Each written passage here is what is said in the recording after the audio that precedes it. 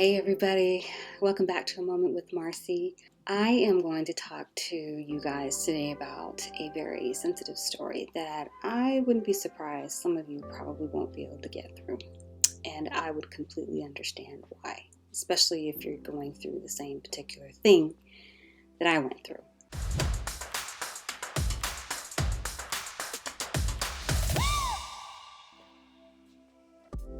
That is the topic of, or my journey with, infertility.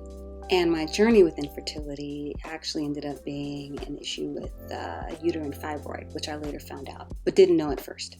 So my journey started when about five years into our marriage, Josh and I went off of birth control and we started planning to have a family.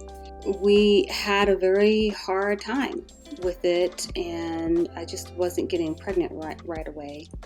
We became concerned, of course, like many couples, and we started going to a fertility clinic, or we went to inquire with our hospital about infertility treatments. And we started the process. Of course, they have to do some background and research about things that work right and don't work right. And that's the beginning of the process, and we started. And then we stopped. It just wasn't settling with us really well, so we didn't even hardly get into the process very far. And then we got pregnant. And then we really were like, okay, so we don't need to do that anymore right now, and got pregnant. And of course, we were completely ecstatic, overjoyed. We went to the hospital to get it confirmed. Man, within about a day or two from that hospital, that clinic appointment, I started bleeding. Of course, that's not what you want to hear when you are pregnant. Some people can get through pregnancy having a cycle or some bleeding, and that's fine. For us, of course, it was an immediate red flag. I had to go back to the doctor, and of course, they found out that my hormone levels were not progressing like they should. I had to get your blood drawn, and they find out whether or not your hormone levels are progressing like they should in a normal pregnancy. Over time, we discovered that my hormones were not. This put us on a fast track. We were praying and fasting and pleading with God for a miracle, that He would change the situation, that it wasn't what it looked like, or He would turn it around. Let me tell you, I remember there was a time that I was on my face with God, and I pled. I'm sure I was crying, but I said, Lord, I don't want this testimony, the one that I'm giving you today. I don't want that testimony in my life. Lord, for the first time, I actually, of course, no one can compare themselves to what Jesus went through, but I got a glimpse of what He went through the day that He asked the Lord not to give Him this cup, to take this cup away from Him. It's what it felt like. It's like, God, I don't want this, please. I don't want to go through this. Well, anyway, there was this one time. Anyone who knows this process, you have to keep going back to get your blood drawn. And like every week, it was horrible. It was so hard. And every week they would drop again. And I remember this one time being in the car, and I got the call again from the nurse. Your levels dropped again. And I just lost it. This was a big turning point for me. I was supposed to, at that time, I was leading a life group. And that day, I was supposed to lead my life group. I just didn't think I could do it that day. And I had a commute, so I had to make a decision whether or not I was just going to go home or stay in the area to lead my life group, because work and the life group were in the same area.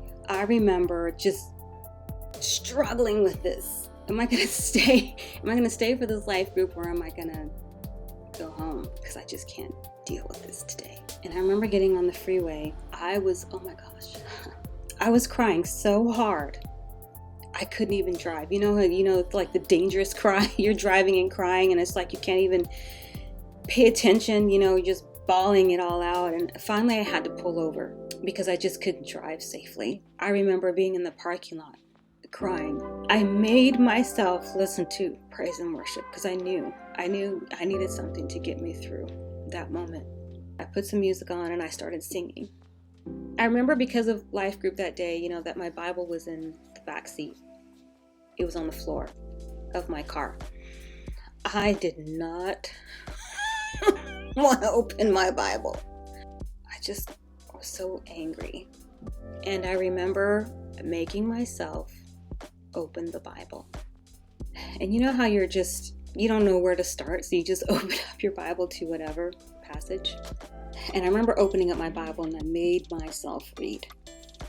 And it ended up being Psalm 15. And Psalm 15 is like one of the shortest chapters in the entire Bible. I think it only has like 5 verses. I'm going to read it for you. It says, Lord, who may dwell in your sacred tent? Who may live on your holy mountain? And it's talking about, who's like qualified to get to your holy mountain, okay? The one whose walk is blameless, who does what is righteous, who speaks the truth from their heart.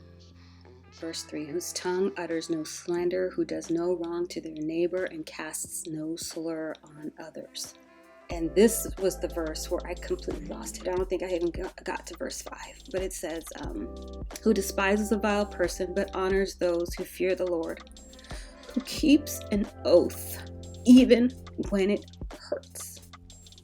You don't not keep your oath to God because it hurts.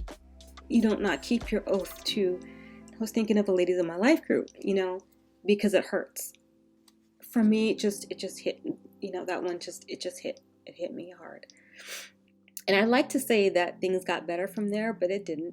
In fact, it got worse.